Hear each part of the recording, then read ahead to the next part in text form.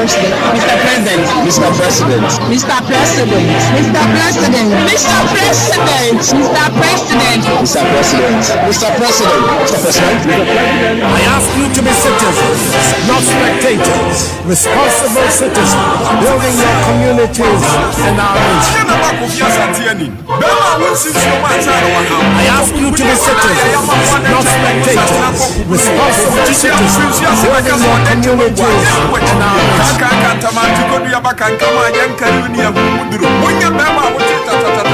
I ask you to be citizens, not spectators, responsible citizens, building your communities and our nation. I ask you to be citizens, not spectators, responsible citizens, building your communities and our nation. I ask you to be citizens, not spectators, responsible citizens, building your communities and our nation. I ask you to be citizens, not spectators, responsible citizens, building your communities and our nation. Since your man's I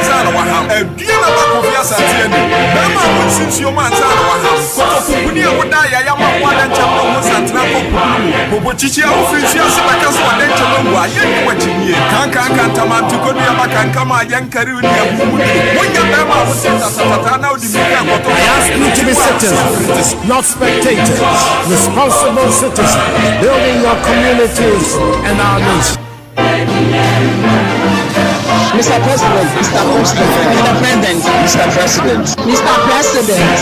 President, Mr. President, Mr. President, Mr. President, Mr. President, FM.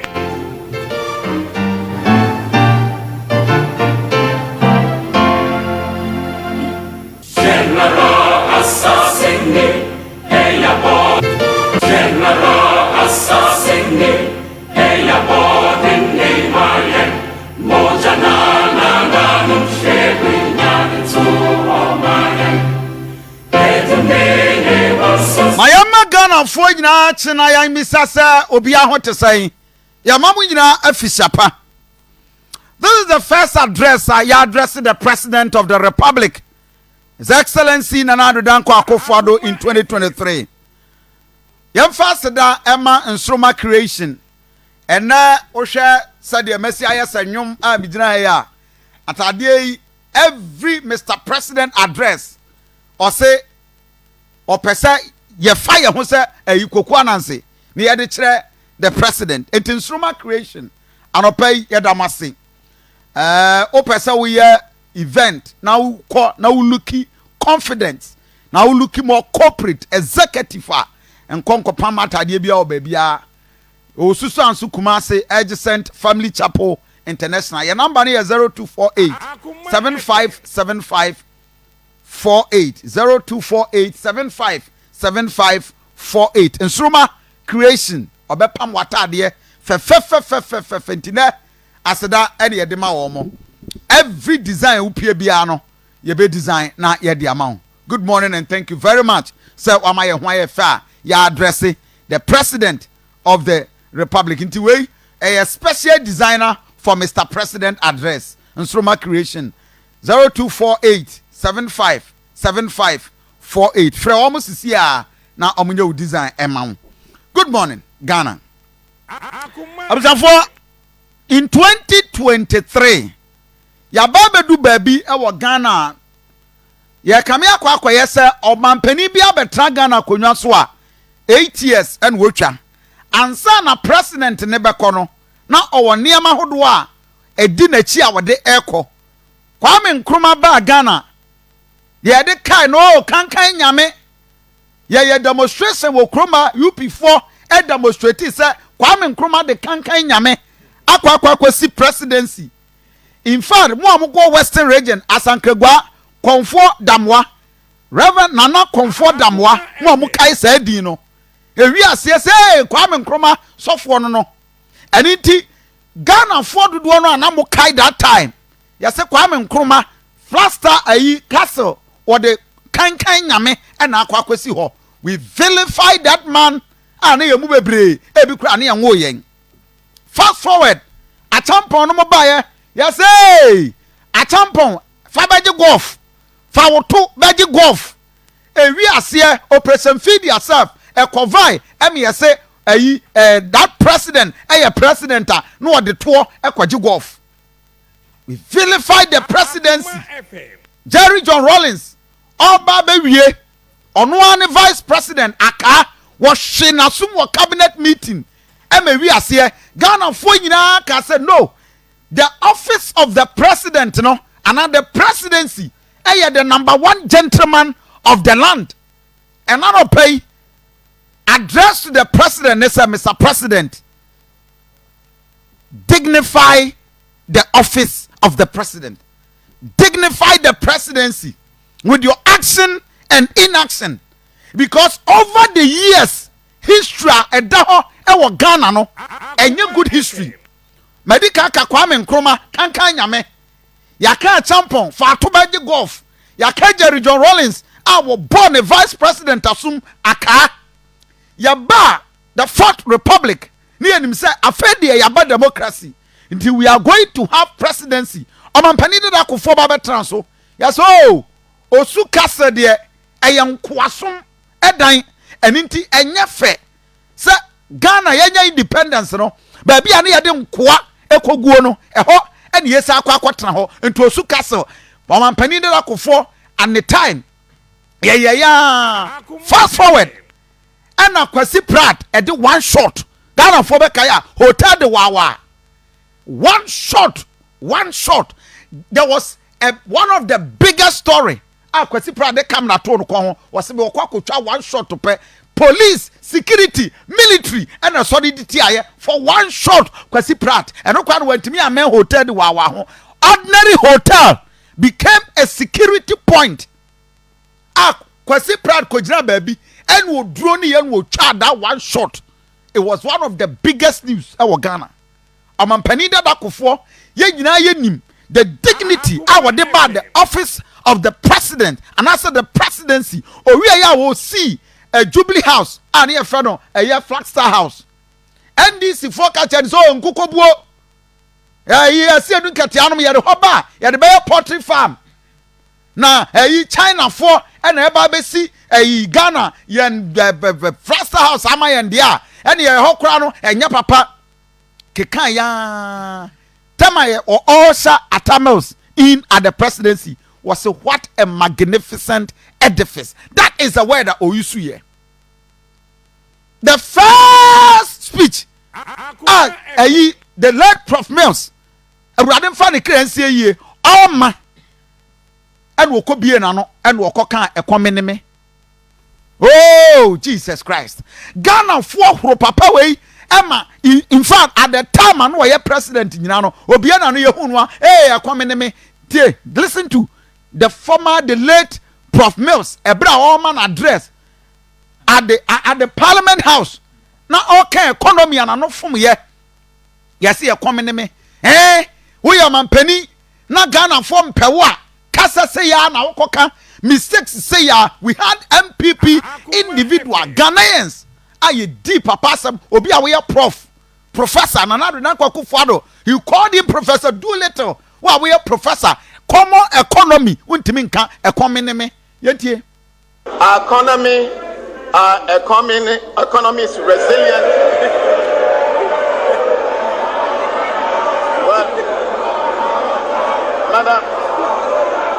Madam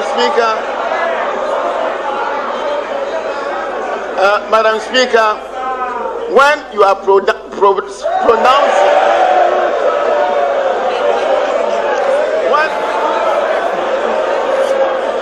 Madam Speaker,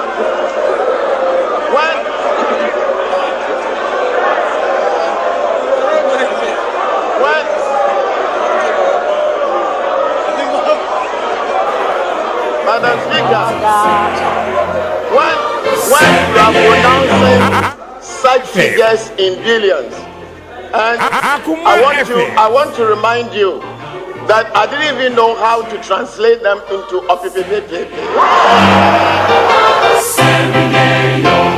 Oh, therefore, let me remind you, musicians who come here and group papa we ama at the international front ye cartoons and ye di gu the late Prof Mills na ni masie MPP for so muta champion and grow omampani the late Prof Mills ho egu na ni masepoto because wakoka ekomin me as a professor.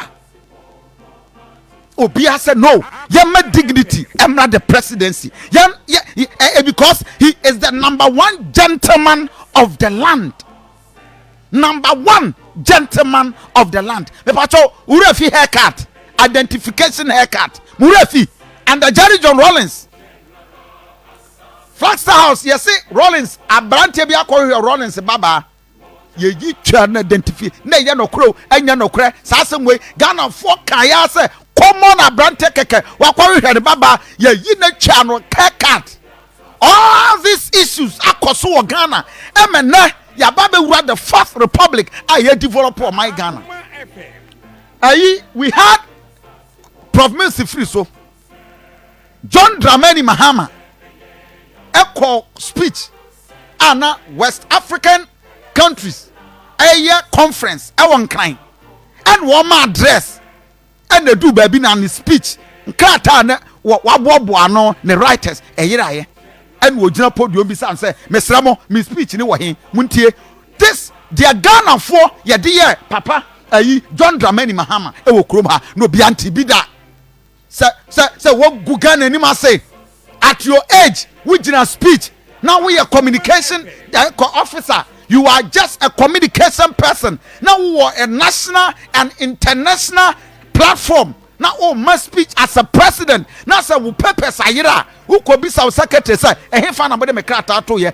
Ghana for di John Dramani Mahama tamwa e me wi ase kwaimu obi adi ni bi.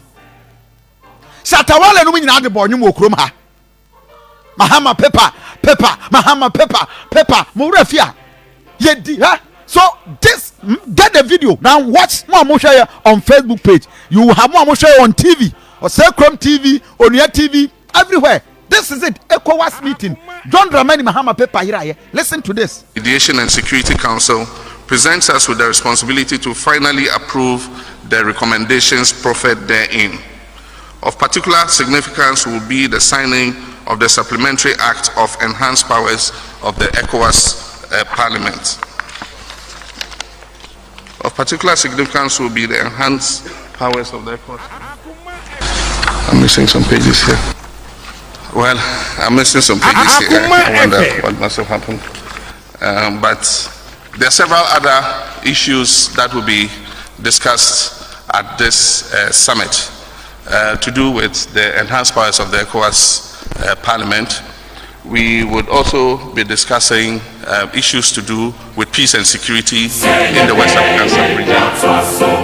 Oh, Ghana for this man suffered. John Dramani Mahama or Sofai. Say wakwa ira paper. Ghana ni mase. We insulted the man. We attacked the man. We degraded the man. Every Ghanaian can be Akoma Mahama. Emma Satawale release of the Supplementary Act of Enhanced Powers of the ECOWAS Parliament.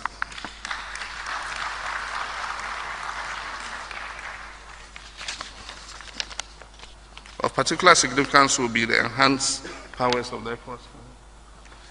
I'm missing some pages here.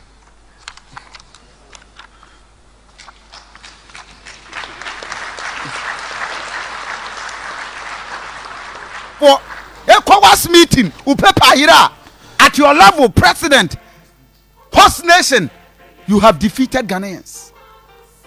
And this was the time now Abaiwa Vicky Hammer. Yes, a twan kwahunu, a twakasi and kwahi Vicky Hammer, Nina, Ghana Fokai. Yabenya Nanado Danko Akufo-Addo.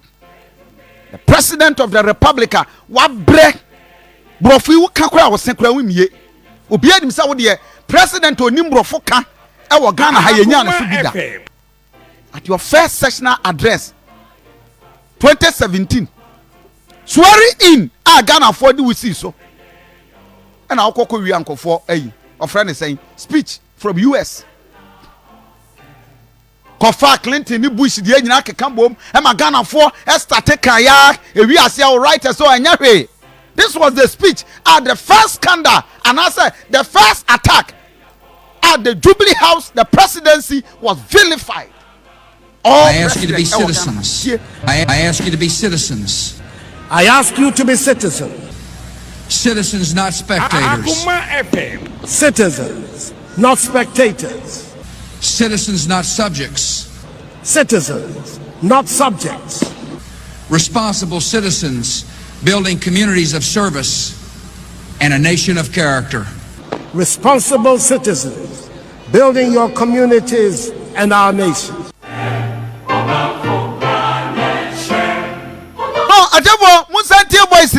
This was the plagiarism content that Yobiaka and Ghana has said. Nana Adodankwa Akufo-Addo has stolen the speeches of foreign president, US, and the and Ghana, we are seeing now started say they were attacking Ghana left and right. Dear, way a combination of Bush, Clinton, Niamo Mokaye, and what Nana Adodankwa Akufo-Addo also said. You can't boy Bush there now. In Clinton, Clinton kind of I ask you to be citizens. I ask you to be citizens. Citizens, not spectators. Citizens, not spectators. Citizens, not subjects. Citizens, not subjects. Though our challenges are fearsome, so are our strengths. Though our challenges are fearsome, so are our strengths. Americans can have ever been a restless, questing, hopeful people. I ask you to be citizens. I ask you to be citizens. Citizens, not spectators. Citizens, not spectators. Citizens, not subjects. Citizens, not subjects. Responsible citizens building communities of service and a nation of character. Responsible citizens building your communities and our nation. Mr. President, you are examples of Omampenia Wabaswa, Womo actions and inactions. Ama ye di Ghana atem, Ghana for attack Womo, Ghana for catch Womo say no, the why no, why ye, you are a living witness. You are going to live above the bar. Now why put the game, the standard, raising the office of the president to the highest level as he deserves. No, be at me and we say no, this is Ghana presidency. Apart from South Voice, we buy and now wo officer when and one sambeba as a lawyer, yan can ye no him Charles Bisu nom oh there be obi anywhere I bonnet.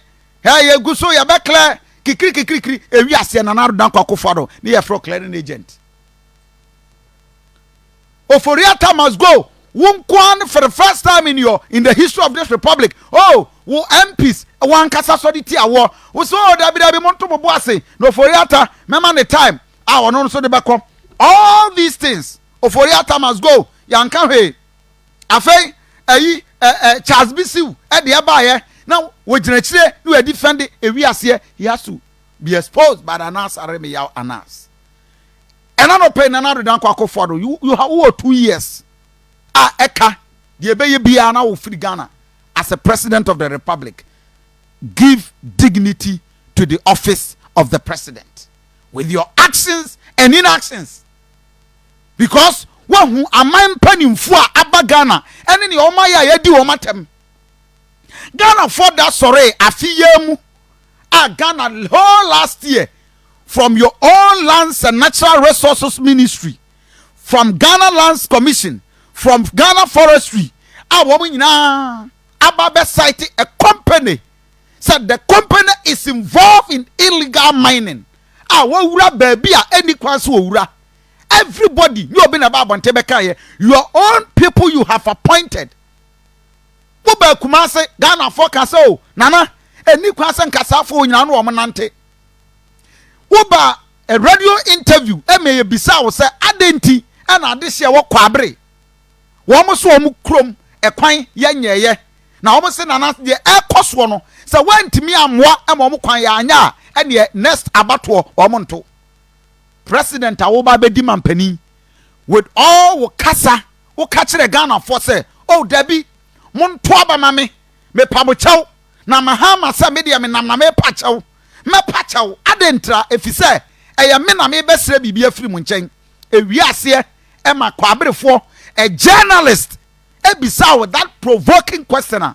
You look into the camera, catch her say, won so be answer and fan could see about what your person into the omopa, woman to you are which time some people will threaten you with their vote. And now we don't quack for they are not paying Ghana for, can I say? But modern, give us some dignity at the office of the presidency.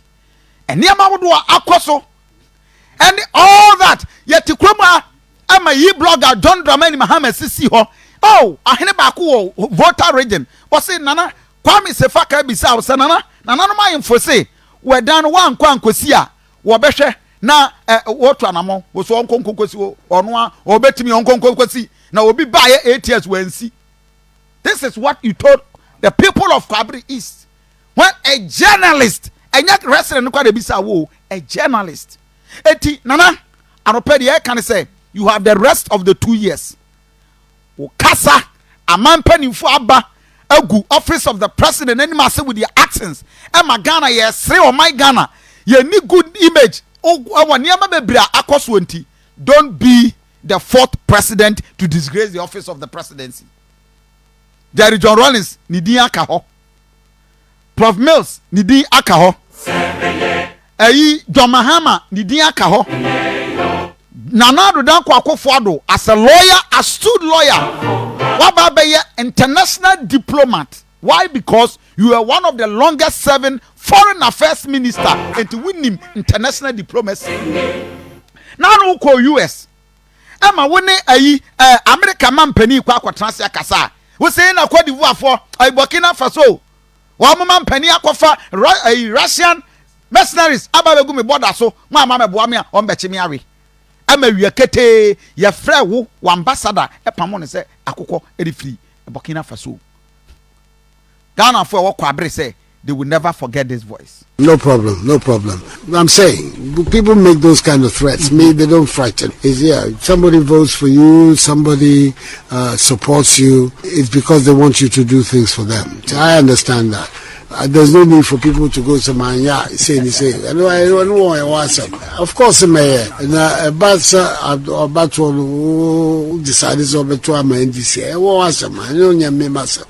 Obi a songs and in Chimso baby. And they are the important thing is that we have a responsibility. I understand the responsibility and we will deal with it. So Nana Dankwa Akufo-Addo, the humble Nana Dankwa Akufo-Addo, we used to know. We sat before us and him say, you were giving us a new vibe to president. Yeti Kroma John Dramani Mahama. Obama catcher Ghana for say, we need president da. Into we need Dr. Baumia, we need member 2 homophone. Ghana for you say, J any hand time kasa. We all said it. We sat in this country. Anna John Dramani Mahama. Ejina apostle say, sesi ade mu bia ma no kasa incompetent.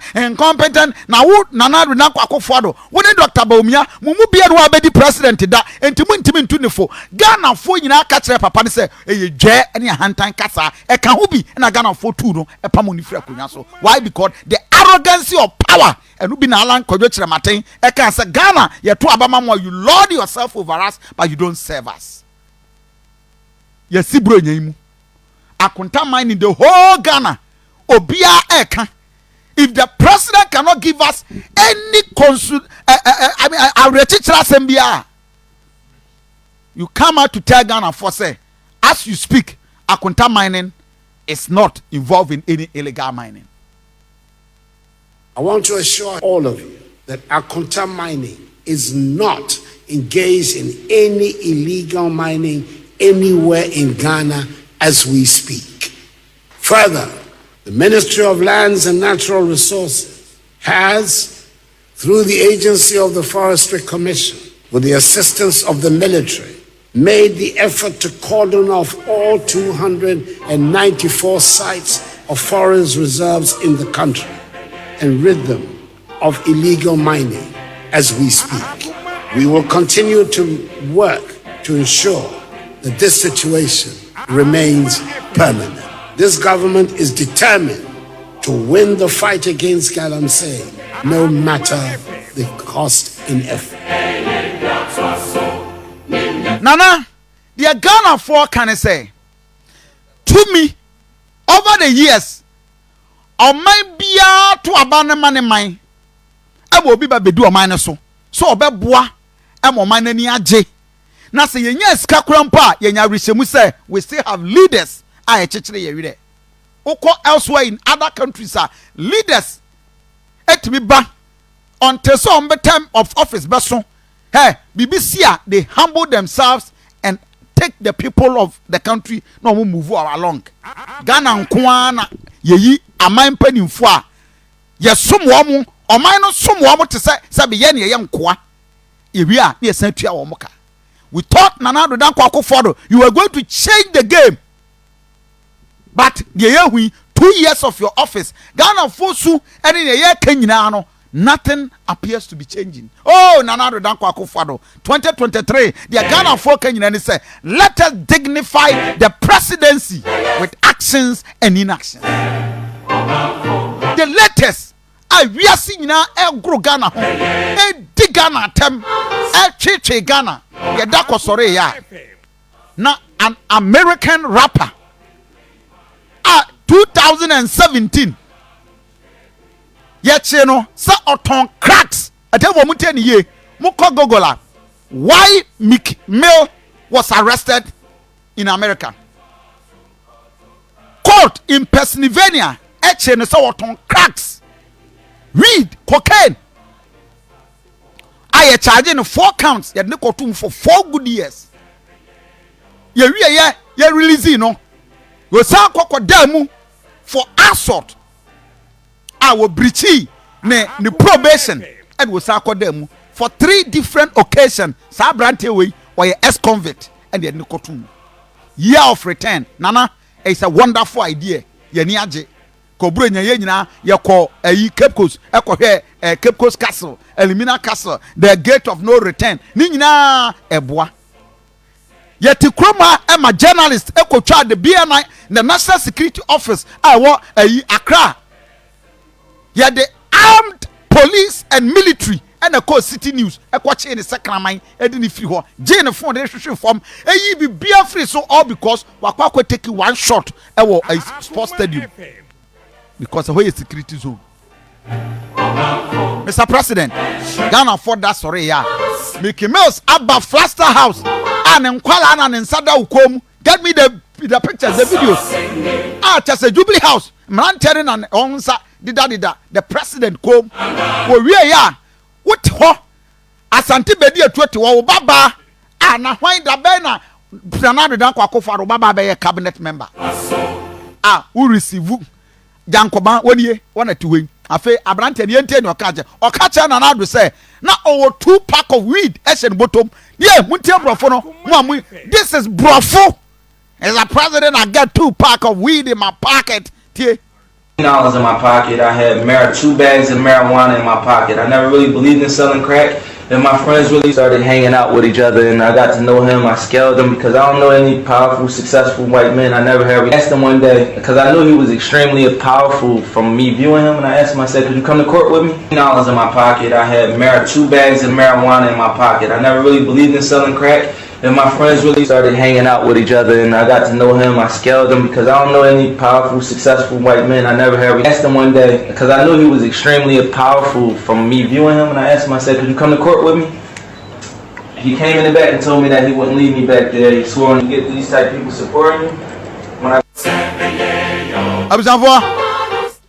Ghana yemra HRS weed possession of weed or substance believed to be any substance that wrong biano Ghana ha emretia na the commander in chief of the Ghana Armed Forces now America rapper we etianim no o ka kire Ghana for yem president say oh America one na ye tete wo mo na ono kra no last na o 2 pack of marijuana e wo the bottom e na ye che no e na nti oba be bo na na do amane ye say o weed no o weed she bottom o wie ya yeah akonwa ye tremu the front desk of president office and ankwala ne tete ho and a company wo su drone and wo twa video e wo Ghana yem presidency. Oh, Nana do Danko Akufo-Addo, you are reducing the presidency. Anopenia ya kan say Nana eni abrantie bi eben wo ajefo mu hwe video we papa we a wo to abade man Nana do Danko Akufo-Addo wo Eastern region ye construction ukoye sword curtain e wo akwan ya yi and was wa fi ne mampani wo ba behwe Radio Mohammed bodyguard or didn't sapim papa no Ghana for you kan we couldn't have a single apology to that man. Oh, what man, he loved you as a president. And Oba Bontain said nanka president wo ban wo do or person Oba be chia okeke. Watch how your security guards epem no man etokopem ho yet to kwemu na samini on stage oba onwuma wiye ye onu utwa picture no oba be so wonsa ye born nsa to twene te say akoko all because you were American rapper wotimi edi year of return ti no mo he de waye asante be de to mo se mo nyina ma shock now look at hwenanim this is what we have obaba na te wonchen no Nana, anopeni ya kenyina ne say Ghana has blessed you with image because ewiase nyina Ghana ha over 35 million no nyina na betima ba president da only one person at a time.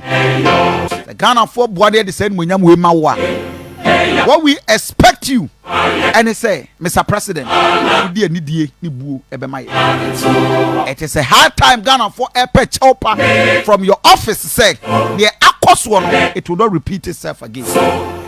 While here you will be part of the president and open me shada recounting the akoso don't remember mahama was the paper sayira was it wintimi ntune because or when you're president da Ghana for nyina kase we dwe ne hantan the level of me koka economy economy a champion edaho so fa to be golf Jerry John Rawlings wa born ne vice akasu any identification haircut ne saniama we nyina Nana you are going down as a president of the Fourth Republic a woman ye de Flaster House a Jubilee House, a studio, music studio.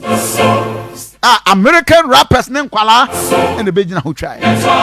What will you tell history? Say me, my baya breso. What we toiled for through the blood and toil of our ancestors. Diplomatic consultant Al Wahab said no, under no circumstances as I deal with Messi any country, any serious country. And here is the case. Presidential or presidential house of any country, fundamentally, it is not photographed. Some presidency, 1 kilometer to the place, 1 kilometer, they only use a small highway to the main gate of the presidency. A kilometer away, you don't photograph. Burma camp, a Bogeti hall. Inside Burma camp, a Obebia. National security, Omo building, a bohon, BNI, there were immigration horn, street in Nara, up to HFC Bank horn, you cannot photograph. It is inscribed there. Almost side of the immigration, a bohon, you cannot photograph. Omo offices at what airport? Alliance Française, you cannot photograph. Omo buildings are you cannot photograph. Why? It is the security hub. Now, they do all these things. It is a security zone. Oh, Nanado. Ya Kenya and say Ghana fought to Abademawu. Ya dong. For the first time in the history of the Republic, Abaya or oppositioner or do more than 1 million difference able to certain government ebi see that. But sene sa record no, can you repeat it? What you also say, obi to aba emma any of your appointees. Eyewo na Ghana for to aba ma. Your actions and inactions must dignify the presidency. Mr. President, good morning.